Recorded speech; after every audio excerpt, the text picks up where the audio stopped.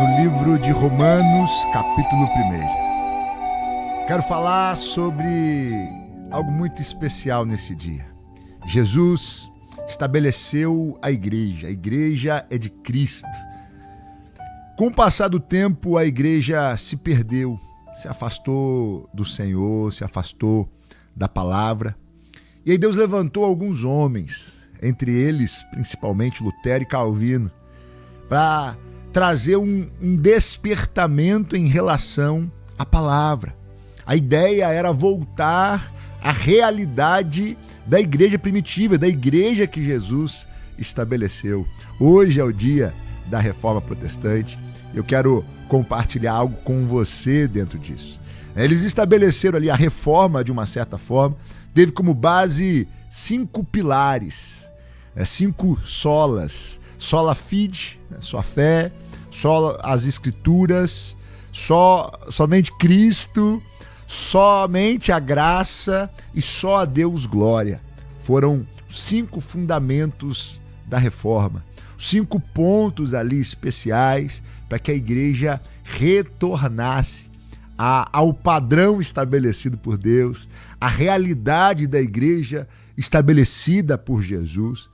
Mas hoje eu quero falar sobre o primeiro fundamento, a base dessa vida com Deus. Porque, na verdade, a igreja é o corpo de Cristo na terra, estabelecido por Jesus para ligar os céus e a terra, para estabelecer na terra o que o Pai estabeleceu no céu, para conectar pessoas a uma vida com Deus. Isso é a igreja e esse é o propósito da igreja.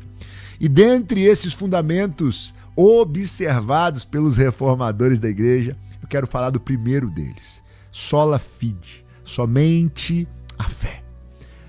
Romanos capítulo 1, versículo 16 e 17, a princípio, diz assim, olha, pois não me envergonho do evangelho, porque é o poder de Deus para a salvação de todo aquele que crê, primeiro do judeu e também do grego, porque a justiça de Deus se revela no evangelho, de fé em fé, como está escrito, o justo viverá pela fé.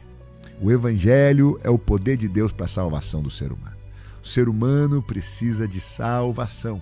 Diz a Bíblia que todos pecaram e foram destituídos da glória de Deus, foram afastados da glória de Deus, foram separados de Deus, mas a verdade é que o ser humano foi feito por Deus para viver nele. É por isso que tem um vazio em você, querido. É por isso que tem um anseio por algo maior. O ser humano busca preencher de todas as formas, busca preencher com prazeres, busca preencher com relacionamentos, busca preencher com coisas naturais, mas não vai preencher, porque o ser humano foi feito para estar em Deus. E o evangelho, as boas novas de Jesus Cristo, é para salvação, o texto está dizendo aí.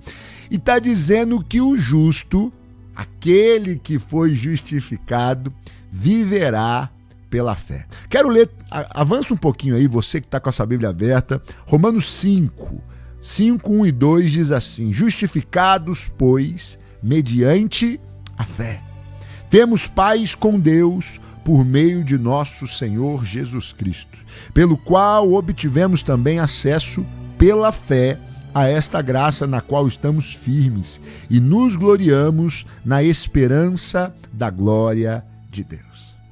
A fé. A fé é o firme fundamento, Hebreus 11, 1. A fé é o que nos dá condições de acessar a Deus, de acessar o Pai. A fé é firme fundamento, é certeza, é confiança. No contexto bíblico, tem a ver com doutrina. Judas fala sobre defender a fé. Mas eu queria falar um pouquinho sobre isso porque muitos não entendem de fato o que é fé. Fé não é pensamento positivo. Fé não é religião propriamente. Às vezes a pessoa pensa, eu já ouvi pessoas dizerem, não, você tem que ter fé, tem que ter uma religião para ter fé. Não, fé é muito mais do que apenas ter uma religião.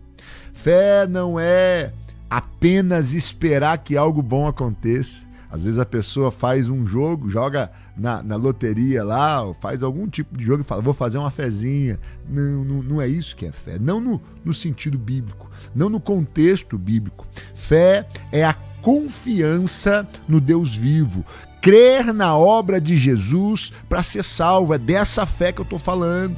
A certeza de que eu tenho paz com Deus.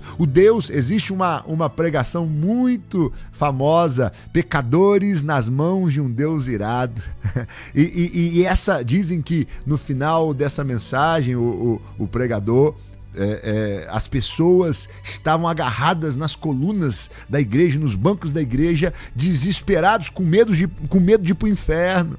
De fato existia e existe uma ira de Deus em relação ao ser humano, por causa do pecado. O pecado nos afasta de Deus, o pecado nos deteriora, o pecado traz maldição. Adão pecou e veio maldição para a família de Adão. Veio maldição para o casamento de Adão, aquele ambiente de confiança e de relacionamento pleno, onde os dois estavam nus e não tinham do que se envergonhar, passou a ser um ambiente de acusação, um pondo a culpa no outro, os dois primeiros filhos, um mata o outro, maldição para a família por causa do pecado, veio maldição para a mulher, as dores do parto, maldição para o homem, o trabalho penoso. Trabalho não é maldição, não. Deus inventou o trabalho, pôs o homem no jardim e mandou ele trabalhar ali no jardim, cuidar do jardim. Mas o pecado trouxe dores para o trabalho. Trouxe maldição para o planeta, para a terra, por causa do homem. Por causa do homem, a terra foi amaldiçoada. Mas a graça de Deus, a ação redentora de Jesus, isso produziu paz com Deus. Nós lemos aqui, nós fomos justificados mediante a fé. Nós somos salvos única e exclusivamente pela fé. Sempre foi assim. Adão pecou e Deus trouxe condenação, trouxe maldição, mas trouxe cobertura, trouxe proteção, mesmo em meio à maldição. E a Bíblia diz que Adão volta a invocar o nome do Senhor. Foi com Abraão, a Bíblia diz que Abraão, ele creu no Senhor e isso lhe foi imputado por justiça. Abraão foi justificado pela fé e foi chamado de pai da fé por causa disso. Ele crê. E ele creu, e a fé dele trouxe justificação, trouxe relacionamento com Deus. Talvez esse é o principal aspecto da justificação, da salvação, é o relacionamento com Deus. Muitas vezes a gente foca muito em ir para o céu, né? A salvação é ir para o céu. Não, o céu faz parte da salvação, mas a salvação é a possibilidade de um relacionamento com Deus, de ser preenchido, de ouvir as direções de Deus, de prosperar naquilo que Deus tem para nós na terra. Abraão se tornou o pai de uma grande nação, porque esse era o plano de Deus, mas ele deu ouvidos a Deus e creu no Senhor, creu na sua palavra, começou a dar passos na vida de fé, confiando no que Deus estava falando. Sempre foi por fé. Mesmo no período da lei, os animais que eram sacrificados, eles representavam o Cordeiro de Deus que viria. E as pessoas faziam, muitos por legalismo, mas muitos porque criam no que foi orientado por Deus através de Moisés. O próprio Davi, no período da lei, ele comete um pecado gravíssimo. Salmo 51, ele descreve o momento ali, o que ele sentiu e o que ele fez. E ele fala no Salmo 51, tem misericórdia de mim, ó Deus. Purifica-me com hisopo e eu serei purificado. Ah, Senhor, não retire de mim o teu Espírito Santo. Mas ele fala um negócio muito especial. No finalzinho do 51, do Salmo 51, ele fala, se o Senhor quisesse sacrifícios, eu os daria. Mas o que o Senhor quer é um coração quebrantado e contrito. Davi viveu a graça mesmo no tempo da lei. E ele foi também justificado pela fé. A gente precisa entender esse negócio, porque nos dias de Lutero trouxeram muitas questões além da fé.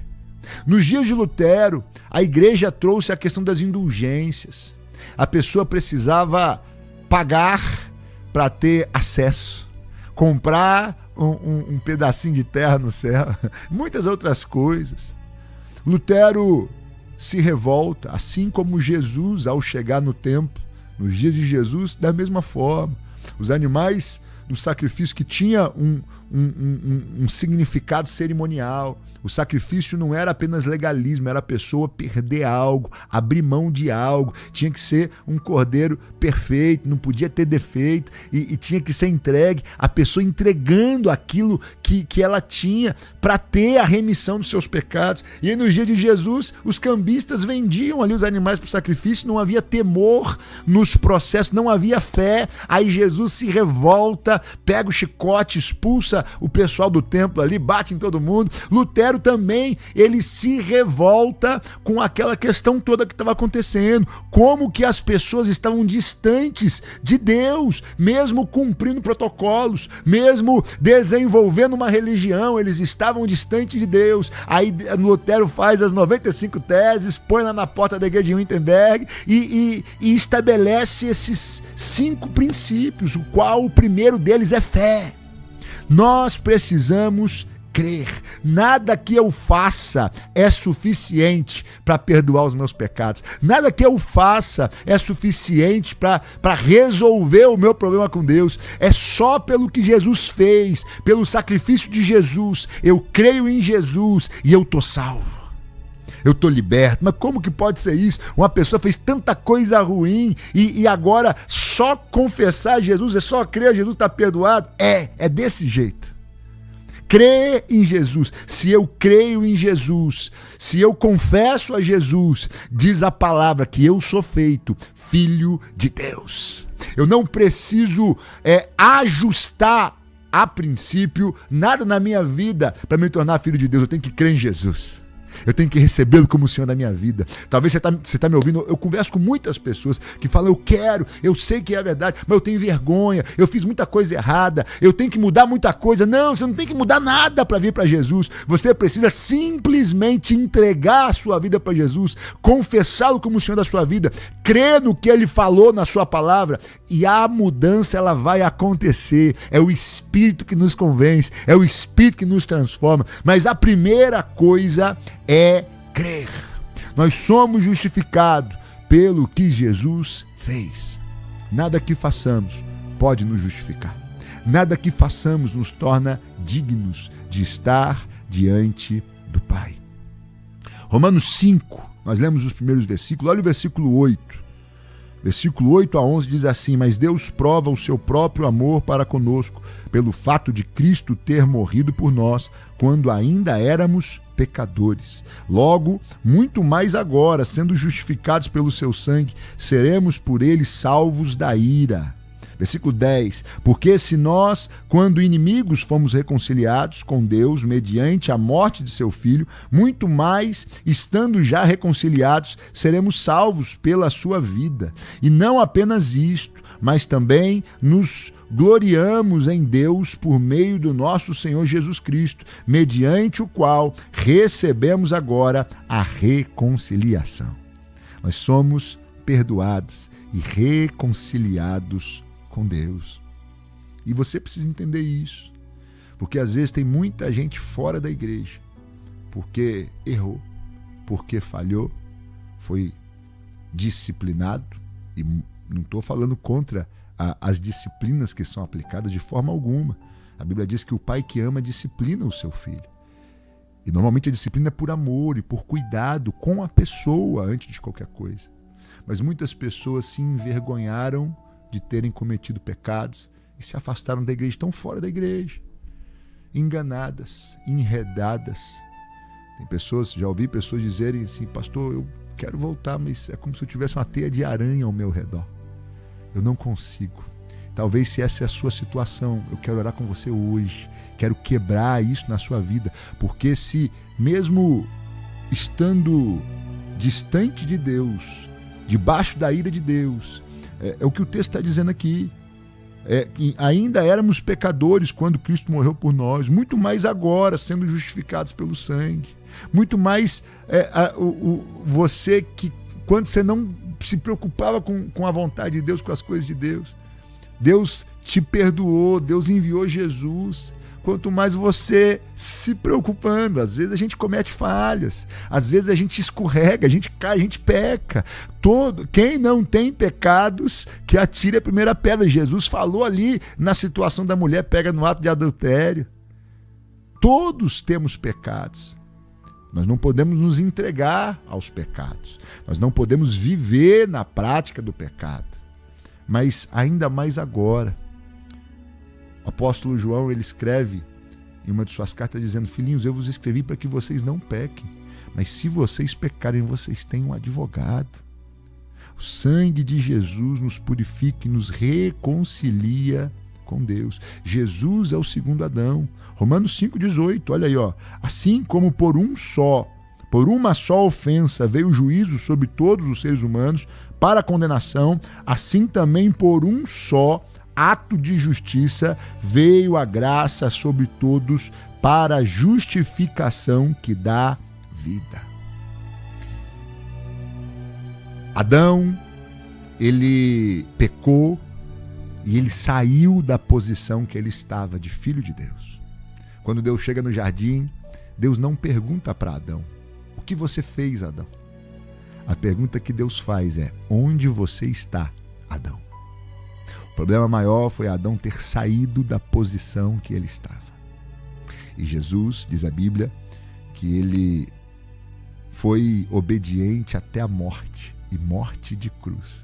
Ele permaneceu na posição de filho até o fim. Por isso Deus o exaltou.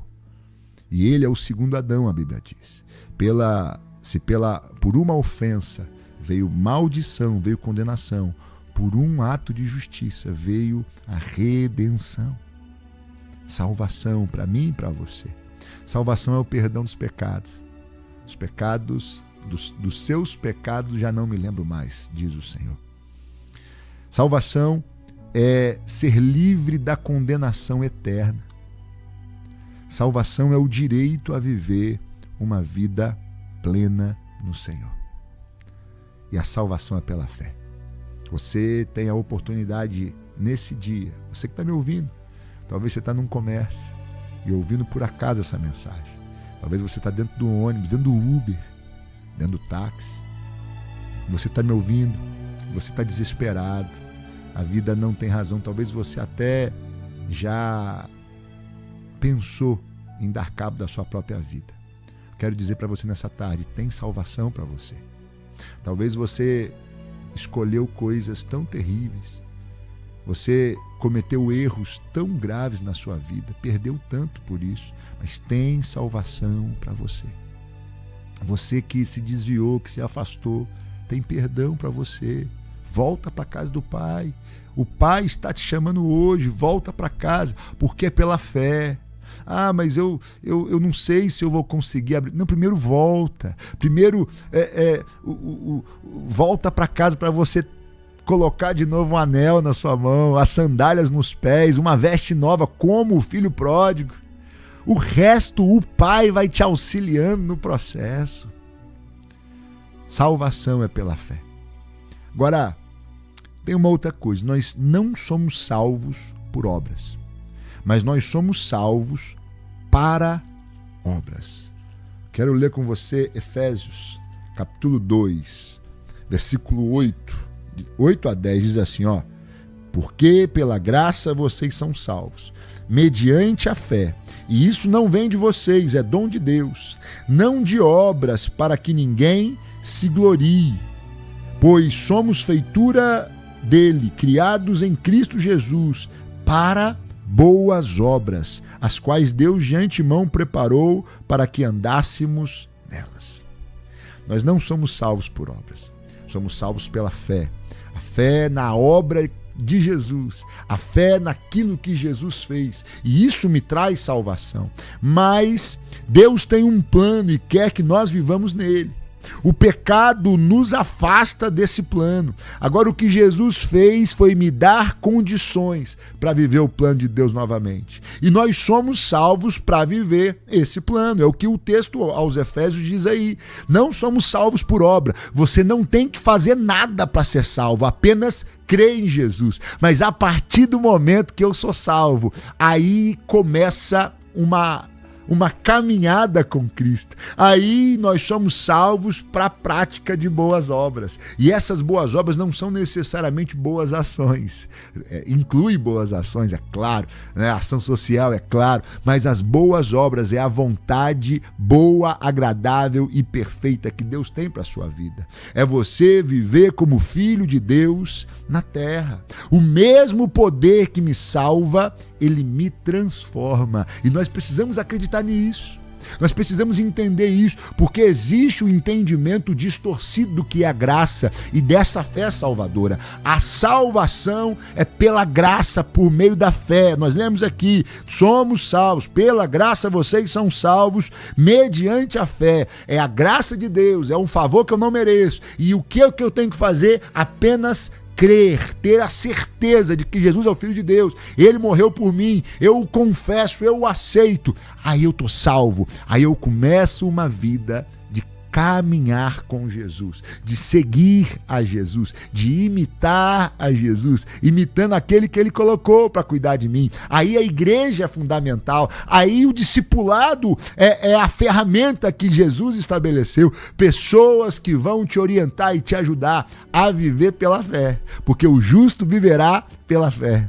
E se ele retroceder, Deus se entristece. Deus não tem prazer naquele que retrocede, mas o justo viverá pela fé, pela certeza de que Deus é o Senhor, pela certeza de que Jesus é o caminho, a verdade e a vida. E aí, às vezes, o meu coração quer uma coisa, mas a palavra do Senhor diz outra. E aí eu vou viver não pelo meu coração, eu vou viver pela fé. Aí, às vezes, as circunstâncias trazem um desespero para minha alma, e o governo, e a economia, e tá tudo ruim, e vai piorar ainda mais, e anticristo. Mas aí eu não vou viver por vistas ou pelas coisas ao meu redor, eu vou viver pela fé. A palavra do Senhor diz que Jesus estaria comigo todos os dias até a consumação dos séculos. A Bíblia diz que os anjos do Senhor se acampam ao redor daqueles que o amam e os livra de tropeçar. Deus está comigo, eu creio, eu vou viver pela fé e eu vou me mover por fé. E aí eu preciso estar nesse processo e eu preciso ter pessoas que me auxiliem nesse processo.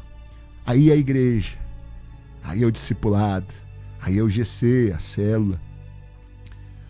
Mas eu quero finalizar dizendo para você isso: o mesmo poder que te salva, ele te transforma. Cuidado com a hipergraça. Não tem problema, você pode fazer o que você quiser, porque a salvação é pela fé. Agora, Tiago, ele fala que a fé sem obras é morta. Eu não tenho que praticar obras para ser salvo. A salvação é pela fé. Mas quando eu sou salvo e eu creio de fato, isso vai me levar à prática de boas obras. Olha aí comigo, Tiago. Quero que você abra comigo. Tiago, capítulo 2, versículo 17. Olha o que diz o texto.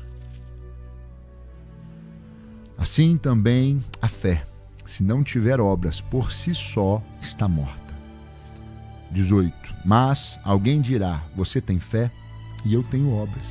Mostre-me essa sua fé sem as obras, e eu com as obras lhe mostrarei a minha fé.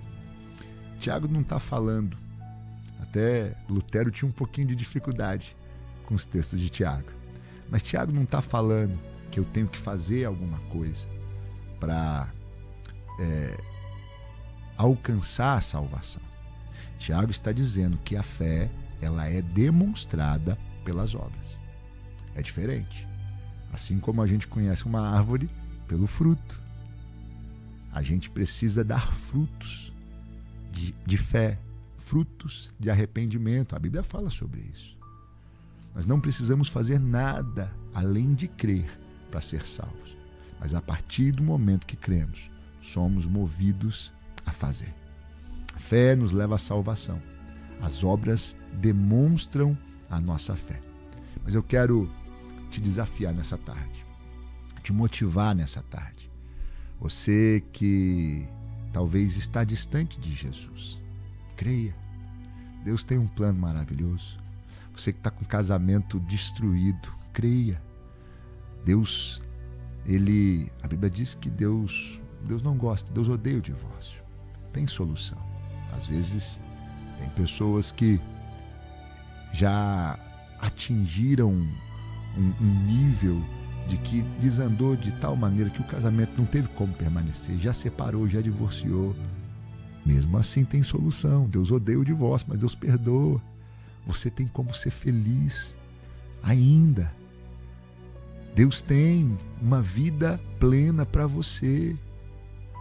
Talvez a sua vida financeira você está falido, devendo o que não tem, sem condições de pagar. Tem salvação.